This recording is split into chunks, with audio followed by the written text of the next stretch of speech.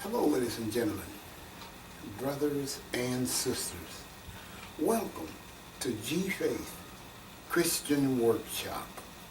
I'm going to be doing a tutorial today on how to obtain peace in a not so peaceful world. We're going to be talking about living, walking, and experiencing the very same peace that Jesus Christ himself experienced as he walked planet Earth over 2,000 years ago, over in the Middle East. We're going to be going to John chapter 14, verse 27, and it reads like this. Peace I leave with you. My peace I give to you. Not as the world gives, do I give to you. Let not your heart be troubled, neither let it be afraid. Notice what Jesus says. He is saying that the world system also has a form of peace. As a matter of fact, the peace that you and I first knew was the kind of peace that the world gives. We didn't know the peace that comes with Jesus Christ as Lord and Savior because we wasn't born again. We didn't know who Jesus was or anything. When we first came out of our mother's womb, the first thing that we was probably aware of was two things.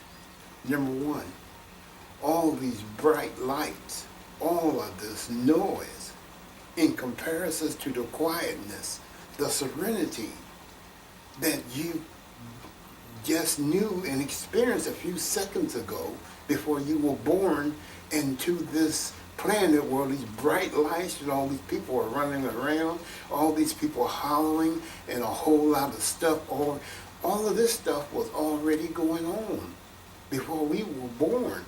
And it will also be still going on after we leave here.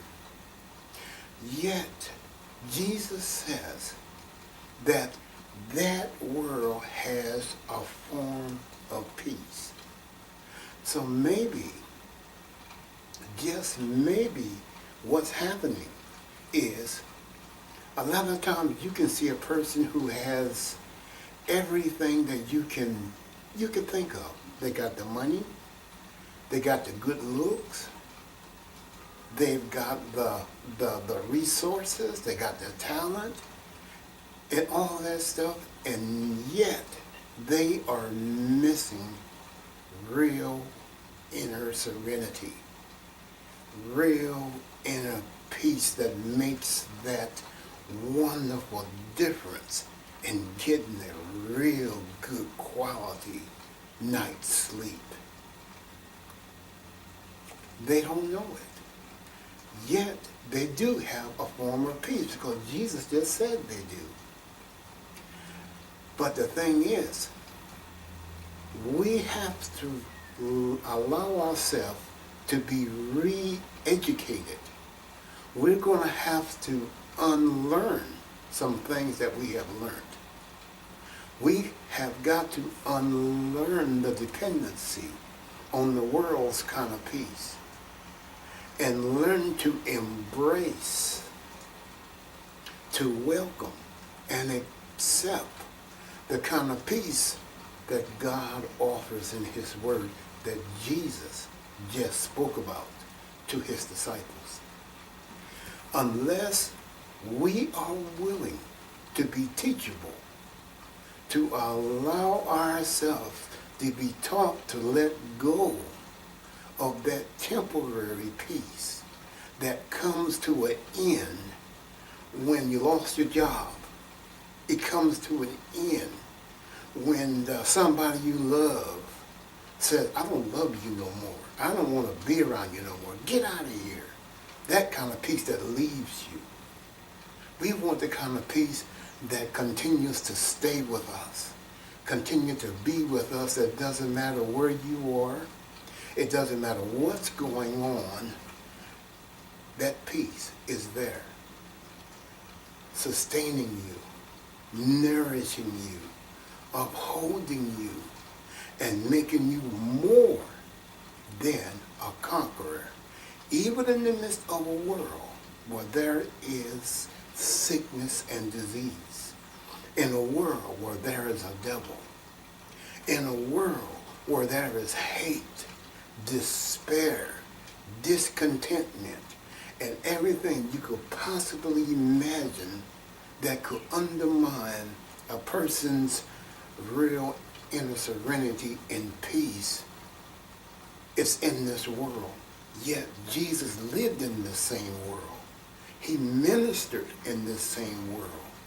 He taught his disciples in the same world. He raised Lazarus from the dead in the same world. The woman with the issue of blood who said, if I may touch just the hem of his garments, I shall be made well. In this world, Jesus knew the kind of peace that he talks about in John chapter 14, verse 27. Jesus said to his disciples, he leave this peace with the disciples. I'm going to have to stop right here. This is part one in our tutorial on having peace in the midst of a not so peaceful world. Believe me, it has been done.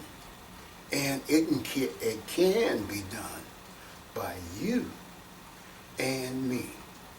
Because remember, this peace that Jesus talked about is not dependent on anything around you.